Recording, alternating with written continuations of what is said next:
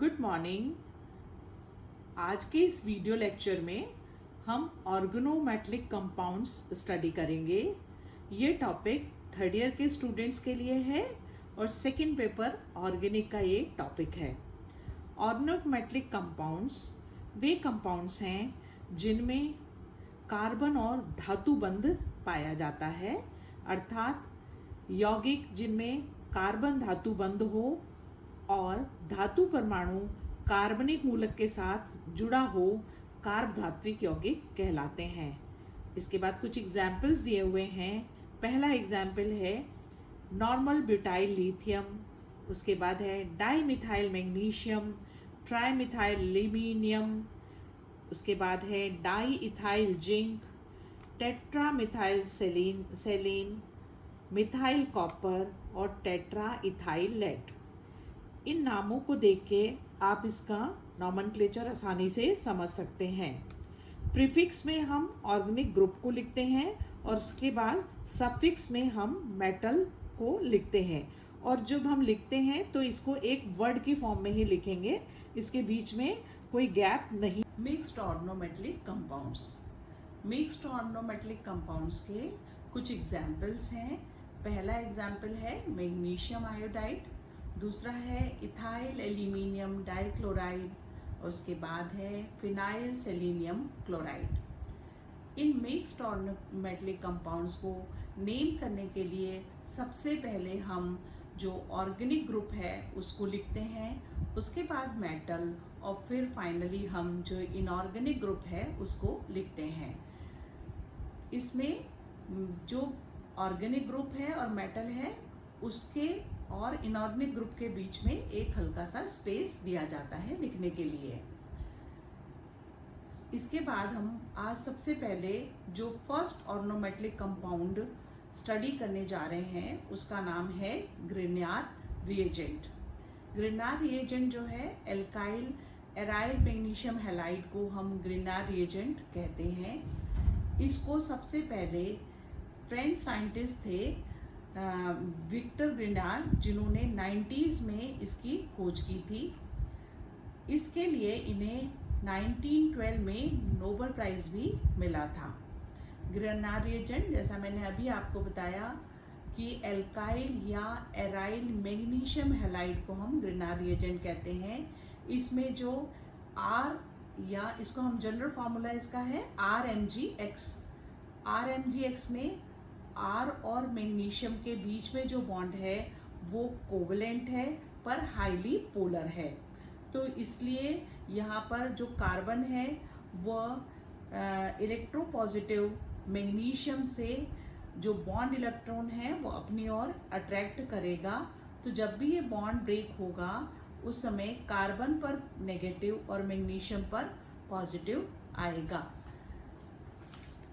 जो मैग्नीशियम और हेलोजन के बीच का बॉन्ड है वो आयनिक बॉन्ड है यहाँ पर, और इसलिए वो जब भी टूटेगा तो मैग्नीशियम पे पॉजिटिव और हैलाइड पे नेगेटिव चार्ज आएगा। ग्रिग्नार्ड रिएजेंट जो है बेसिकली एक बहुत ही इम्पॉर्टेंट कंपाउंड है ऑर्गेनोमेटेलिक कंपाउंड की कैटेगरी में, क्योंकि इससे हम सारे के सारे ऑर्गेनिक कंपाउंड्स जो हैं सिंथेसाइज कर सकते हैं।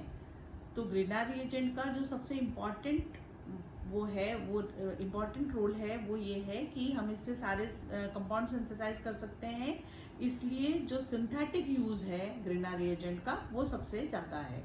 तो हम अब डिफरेंट टाइप के ऑर्गेनिक कंपाउंड्स जो हैं ग्रिग्नार्ड रिएजेंट से सिंथेसाइज करेंगे, लेकिन उससे पहले मैं इसका ग्रिग्नार्ड रिएजेंट बनाने का मेथड ऑफ प्रिपरेशन आपको बताना चाहूँगी। लेबोरेटरी में हम ग्रिग्नार्ड रिएजेंट को एल्काइल या एराइल हैलाइड की हैलाइड और मैग्नीशियम टर्निंग की प्रेजेंस में डाई इथाइल ईथर की प्रेजेंस में सिंथेसाइज करते हैं।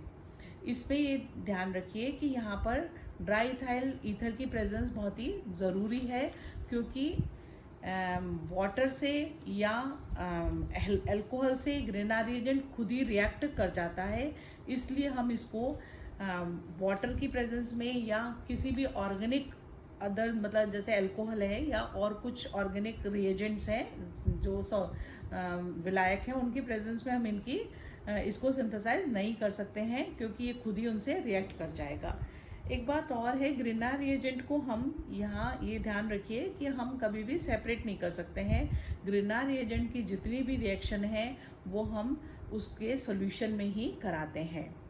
ऑर्डर ऑफ रिएक्टिविटी यहाँ मैंने दी हुई है। इसमें जो एल्किल आयोडाइड है वो सबसे ज़्यादा रिएक्टिव होगा। इसका मतलब अगर हमें ग्रिनार रिएजेंट बनाना है तो एल्किल आयोडाइड जो है वो सबसे जल्दी ग्रिनार रिएजेंट जो है उससे बनाया जा सकता है।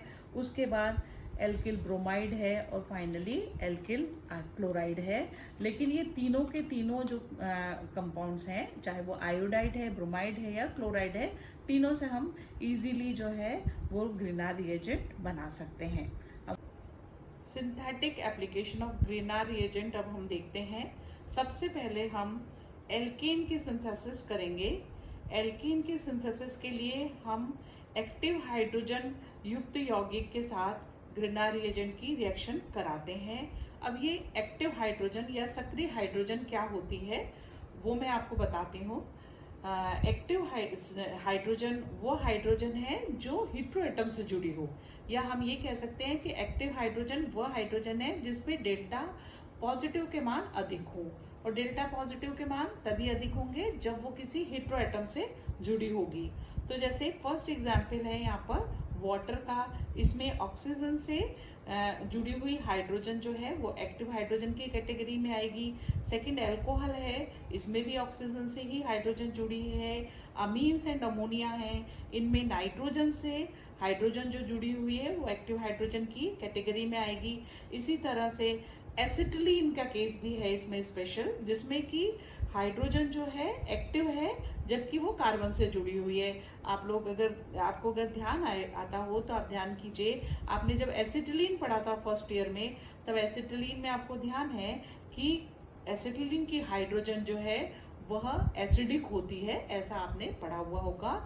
यहाँ पर रीज़न भी मैं आपको वैसे ही रिकॉल करा देती हूँ, क्योंकि यहाँ कार्बन का हाइब्रिडाइजेशन जो है वो sp होता है, और sp हाइब्रिडाइज्ड कार्बन से जो हाइड्रोजन जुड़ी होगी वो एक्टिव हो जाएगी, क्योंकि उसमें डेल्टा धन के मान अधिक होते हैं।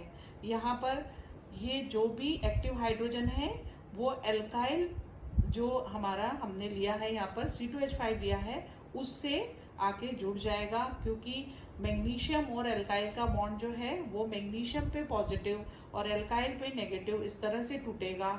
तो एल्काइल जो कि एक नेगेटिव मॉइटी है उस पे आके हाइड्रोजन जुड़ता जाएगा और हमें एल्केन, जैसे इस केस में पर्टिकुलर ईथेन जो है वो मिल जाता है।